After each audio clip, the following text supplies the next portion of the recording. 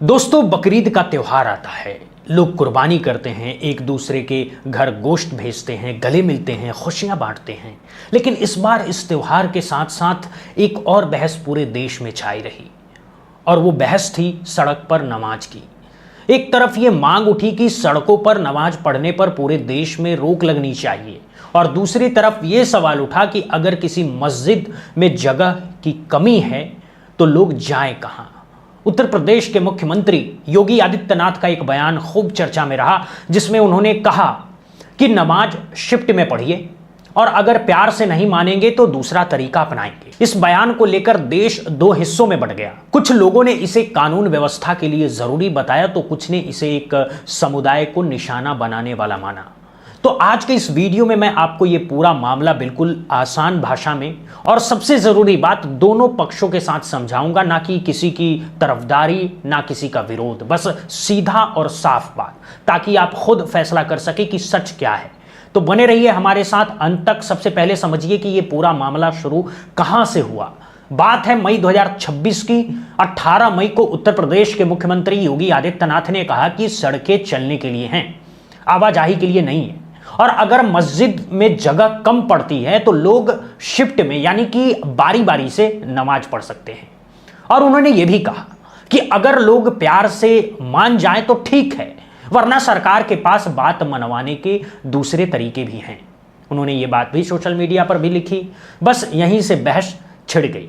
एक तबके ने कहा कि एक मुख्यमंत्री को इस तरह की भाषा शोभा नहीं देती, ये एक दूसरे समुदाय को डराने जैसा लगता है। वहीं सरकार के समर्थकों ने कहा कि इसमें गलत क्या है, सड़कें सबके लिए हैं, उन पर किसी भी धर्म का जमावड़ा नहीं होना चाहिए, और मुख्यमंत्री तो सिर्फ कानून व्यवस्था और अनुशासन की बात कर रहे हैं। तो आप देखिए, एक ही बयान को दो लोगों ने दो बिल्कुल अलग नजर से देखा, और यहीं से इस पूरी बहस की जड़ निकल करके आई। अब इसी बीच एक और बड़ी मांग सामने आई। विश्व हिंदू परिषद यानी कि बीएचपी, जो एक मुख्य हिंदू संगठन माना जाता है, उसने मांग की कि पूरे देश में सड़क पर नमाज पढ़ने पर पूरी तरह रोक लगानी चाहिए। बीएचपी के राष्ट्रीय प्रवक्ता विनोद वंसल ने कहा कि सड़कें आवाजाही के लिए हैं, और शुक्रवार, ईद या दूसरे मौके पर जब सड़कें नमाज के लिए घेर ली जाती है तो आम लोगों को परेशानी होती है, ट्रैफिक रुक जाता है, और कई बार तो एम्बुलेंस तक नहीं निकल पाती। उनका यह भी कहना था कि सड़क पर नमाज पढ़ना एक समुदाय की ओर से अपनी ताकत दिखाने का तरीका बन गया है। बीएचपी ने उत्तर प्रदेश और पश्चिम बंगाल की सड़कों के इस मामले में उठाए गए कदमों का स्वागत भी किया। तो ये एक पक्ष की दलील है कि सड़कें सार्वजनिक हैं, उन पर किसी का कब्जा नहीं होना चाहिए, चाहे वो किसी भी धर्म का हो, और ट्रैफिक और आपातकालीन सेवाओं को बाधित नहीं होना चाहिए। ये दलील अपने आप में एक तार्किक बात रखती है, और इसे समझना भी जरूरी है। दोस्तों, अब आते हैं दूसरे पक्ष पर, जो इतना ही जरूरी है। मशहूर समाचार संस्थान अल जजीरा की एक रिपोर्ट इस पूरे मामले की दूसरी तस्वीर दिखाती है। ये रिपोर्ट उत्तर प्रदेश के मेरठ जिले के मालियाना गांव से है, जो दिल्ली से करीब 80 किलोमीटर दूर है। रिपोर्ट बताती है कि वहां एक छोटी सी मस्जिद में करीब 50 लोग बैठे हुए हैं। ऊपर पंखा चल रहा है, बाहर उत्तर भारत की भीषण गर्मी पड़ रही है, तापमान 40-45 डिग्री के आसपास है, और मस्जिद की प्रबंध समिति के लोग नमाजियों को समझा रहे हैं। लेकिन उनकी बातचीत कुर्बानी या दान्य पुण्य के बारे में नहीं है, बल्कि एक ज़्यादा ज़रूरी मामले पर है कि ईद की नमाज कहाँ और कैसे पढ़ी जाए, सड़कें और बैरिकेड कहाँ होंगे, पुलिस की इजाजत कैसे मिलेगी। समिति का एक सदस्य लोगों से कह रहा है, कृपया मस्जिद के बाहर भीड़ मत लगाइए, अगर मस्जिद भर जाए तो अगली शिफ्ट का इंतजार कीजिए, बहस मत कीजिए, वीडियो मत बनाइए, और कोई भड़काए तो उसके भड़कावे में मत आइए।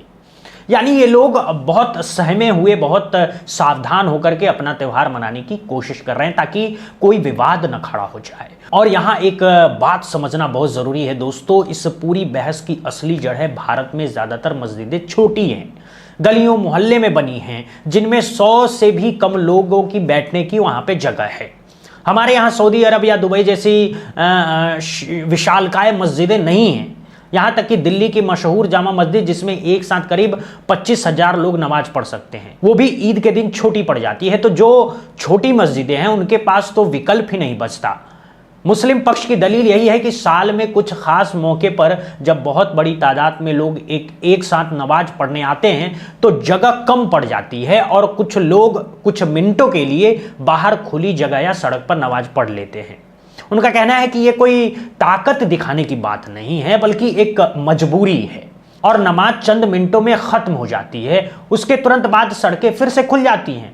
लखनऊ के एक इमाम ने कहा कि पहले इसे कभी इतना बड़ा मुद्दा नहीं बनाया गया था, अब इसे ऐसे पेश किया जा रहा है जैसे मुसलमान सार्वजनिक जगहों पर कब्जा करना चाहते हों। अब अल जजीरा की रिपोर्ट मलियाना गांव के एक दर्दनाक इतिहास के बारे में भी बात करती है और इसे जानना बेहद जरूरी है कि वहां के लोग इतने सहमे ही हुए क्यों हैं।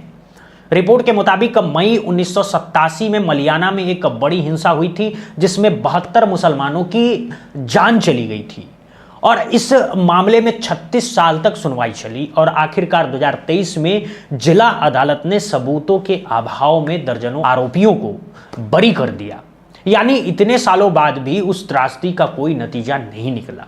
इसी इतिहास की वजह से वहां की मस्जिद कमेटी इतनी सावधानी बरत रही है, शांति की अपील कर रही है ताकि कोई पुराना जख्म दोबारा ना खुल जाए। ये एक ऐसी बात है जो हमें समझने में मदद करती है कि किसी समुदाय का डर अचानक नहीं आता, उसके पीछे एक लंबा इतिहास होता है। अब इस पूरी बहस में सबसे बड़ा सवाल जो उठता है वो है, क्या नियम सबके लिए एक जैसे हैं? और यही दोनों पक्षों को ध्यान से सुनना बहुत जरूरी है। एक तरफ सरकार और समर्थकों का कहना है कि नियम सबके लिए बराबर होना चाहिए। किसी भी धर्म या जुलूस हो, रैली हो या प्रार्थना, अगर वो सड़क रोकती है तो गलत है और कानून सब पर सामान्य रूप से लागू होना चाहिए। ये एक मजबूत और जायज तर्क भी है। लेकिन दूसरी तरफ आलोचकों का कहना है कि असल में नियम बराबरी से लागू नहीं होते। उनका कहना है कि जब हिंदू समाज को अपने धार्मिक योजनाओं के लिए सड़कों की जरूरत होती है तो प्रशासन अक्सर इजाजत देते हैं, ट्रैफिक का रास्ता बदला जाता है, पुलिस सुरक्षा दी जाती है और कई बार तो व्यवस्था में मदद भी की जाती है। मिसाल के तौर पर सावन के महीने में जब शिव भक्त कावड़ यात्रा निकलते हैं लेकर के तो उनके आराम के लिए सड़क किनारे शिविर लगाए जाते हैं, इंतजाम किए जाते हैं। तो आलोचक पूछते हैं कि अगर एक त्योहार के लिए यह सब हो सकता है तो साल में सिर्फ 2 बार आने वाली ईद के लिए मस्जिदों और ईदगाहों के बाहर वैसे ही इंतजाम क्यों नहीं हो सकता? यहां मैं एक बात आपको बताना चाहूंगा जो इस पूरी बहस को बहुत आसान बना देती है। हमारे देश में कई बड़े मंदिर हैं, जैसे कई प्रसिद्ध तीर्थस्थलों पर जब बहुत भीड़ हो जाती है और सबके अंदर खड़े होने या बैठने की जगह नहीं बचती है तो पुलिस प्रशासन एक तय जगह बना देता है जहां श्रद्धालु खड़े होकर के आरती सुनते हैं, दर्शन करते हैं, प्रसाद लेते हैं। यह इंतजाम इसलिए होता है ताकि ना भगदड़ मचे, ना कोई विवाद हो और सब अपनी अपनी आस्था शांति से निभा सकें। तो सवाल बस इतना है, जो सुविधा भीड़ को संभालने के लिए एक जगह दी जाती है, क्या वैसे ही व्यवस्था दूसरी जगह भी नहीं हो सकती? अगर प्रशासन पहले से तय कर दे कि कहां, कैसे और कितनी देर के लिए नमाज पढ़ी जाए तो ना ट्रैफिक रुकेगा, ना कानून व्यवस्था बिगड़ेगी और ना कोई टकराव होगा। दोनों पक्षों की चिंता का हल इसी रास्ते से निकल सकता है। यह कोई बहुत मुश्किल बात नहीं है, बस थोड़ी समझदारी और थोड़ी बातचीत की जरूरत है। दोस्तों, अब अल जजीरा की रिपोर्ट कुछ और बातें भी बताती है जिन्हें मैं आपके सामने रख देता हूं और साथ में सरकार का पक्ष भी बता देता हूं ताकि तस्वीर पूरी रहे। रिपोर्ट के मुताबिक मेरठ और कुछ दूसरी जगहों के मुसलमानों ने कहा कि उन्हें डर है, डर कि कहीं उनका वीडियो न बन जाए, कहीं ऑनलाइन उन्हें निशाना न बनाया जाए, कहीं कोई कार्रवाई न हो जाए। उन्होंने ये भी कहा कि पिछले साल कुछ जगहों पर खुली जगह में नमाज पढ़ने पर मुकदमे दर्ज हुए थे। वहीं सरकार का पक्ष ये है कि ये सारे कदम कानून व्यवस्था बनाए रखने, ट्रैफिक संभालने और किसी भी अप्रिय घटना को रोकने के लिए उठाए जा रहे हैं। उत्तर प्रदेश सरकार ने बकरीद से पहले साफ निर्देश दिए थे कि सार्वजनिक जगहों पर कुर्बानी न हो, सिर्फ तय जगहों पर हो, सड़कें न रोकी जाए और संवेदनशील इलाकों में सुरक्षा बढ़ाई जाए। सरकार का कहना है कि उसका मकसद किसी को परेशान करना नहीं बल्कि शांति और व्यवस्था बनाए रखना है। तो आप देखिए, दोनों पक्षों की अपनी अपनी चिंताएं हैं और दोनों की बात में अपना अपना एक तर्क है। अब इस पूरी बहस का एक बड़ा पहलू यह भी है कि ये सिर्फ उत्तर प्रदेश तक सीमित नहीं है। ऐसी ही बातें कुछ दूसरे राज्यों में भी सामने आई है, दूसरे राज्यों से भी। और ये भी सच है कि ये मुद्दा अकेला नहीं है। पिछले कुछ सालों में पहनावे, खान पान और दूसरी कई बातों को लेकर भी बहसें होती रही है, जिनकी वजह से एक समुदाय के कुछ लोग खुद को असहज महसूस करते हैं। जानकार कहते हैं कि असल बहस सिर्फ सड़क पर नमाज की नहीं है, बल्कि इस बात की है कि सार्वजनिक जगहों पर किसकी कितनी और कैसी मौजूदगी को स्वीकार किया जाएगा। हमारा संविधान हर नागरिक को अपने धर्म को मानने और निभाने की आजादी देता है, लेकिन साथ ही यह भी कहता है कि यह आजादी सार्वजनिक व्यवस्था के दायरे में होनी चाहिए। यानी आजादी भी जरूरी है और व्यवस्था भी जरूरी है, और असली कला इसी संतुलन को बनाए रखने में है कि किसी की आस्था पर भी आंच ना आए और किसी आम नागरिक को परेशानी भी ना हो। तो दोस्तों, अगर मैं इस पूरी बात को आपके सामने समझदारी से, ईमानदारी से रख दूं तो तस्वीर कुछ ऐसी बनती है। एक तरफ वो लोग हैं जो कहते हैं कि सड़कें सबके लिए हैं, उन पर किसी भी धर्म का जमावड़ा नहीं होना चाहिए, ट्रैफिक और आपातकालीन सेवाएं नहीं रुकनी चाहिए और नियम सब पर बराबर लागू होना चाहिए। ये एक जायज बात है। दूसरी तरफ वो लोग हैं जो कहते हैं कि छोटी मस्जिदों में जगह कम है, नमाज चंद मिनटों की होती है, ये मजबूरी है न कि ताकत का दिखावा है, और जब हिंदू आयोजनों के लिए सार्वजनिक जगह का इंतजाम हो सकता है तो मुस्लिम त्योहारों के लिए क्यों नहीं। ये भी एक जायज बात है, और बीच का रास्ता वही है जो कई मंदिरों और भीड़ भाड़ वाली जगहों पर पहले से अपनाया जाता है। प्रशासन पहले से एक तय व्यवस्था बना दे, सबसे बातचीत कर ले, ताकि न किसी की आस्था को ठेस पहुंचे और न किसी को परेशानी हो। यह इस पूरी समस्या का सबसे सीधा और सबसे शांतिपूर्ण हल है, और शायद यही वो बात है जो हम सबको सोचनी चाहिए कि हम एक दूसरे के खिलाफ खड़े होने के बजाय एक दूसरे की दिक्कतों को समझ करके, मिल करके एक सही रास्ता कैसे निकाला जाए। मैं आपसे एक बात और कहना चाहूँगा, इस तरह के मुद्दों पर बहुत आसानी से लोग भड़क जाते हैं, एक दूसरे से लड़ने लगते हैं, लेकिन याद रखिए हमारा देश इसी विविधता से, इसी आपसी भाईचारे से चलता है। यहाँ पर धर्म, हर समुदाय के लोग सदियों से साथ रहते आए हैं, इसीलिए ऐसी खबरों को सुनते वक्त हमें ठंडे दिमाग से दोनों पक्षों को समझ करके अपनी राय बनानी चाहिए, ना कि किसी के बहकावे में आकर के नफरत फैलानी चाहिए।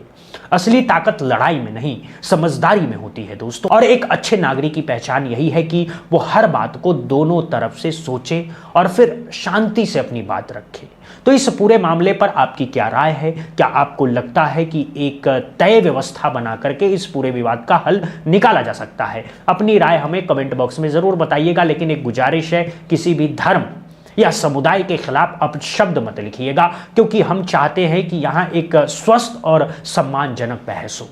अगर आपको ये विश्लेषण जो दोनों पक्षों को बराबरी से सम्मान देता है, रखता है, पसंद आया हो तो वीडियो को लाइक कीजिएगा और अपने दोस्तों के साथ शेयर कीजिएगा, ताकि लोगों तक एक तरफा नहीं बल्कि पूरी और संतुलित जानकारी पहुंचे। और अगर आप चाहते हैं कि हम ऐसी ही निष्पक्ष और गहराई वाली खबरें आप तक लाते रहें तो हमारे चैनल को अभी सब्सक्राइब कर लीजिए। मिलते हैं अगली खबर में, तब तक के लिए नमस्कार, अपना ख्याल रखिए और आपस में प्यार और भाईचारा बनाए रखिए। दोस्तों, जय हिंद, जय भारत।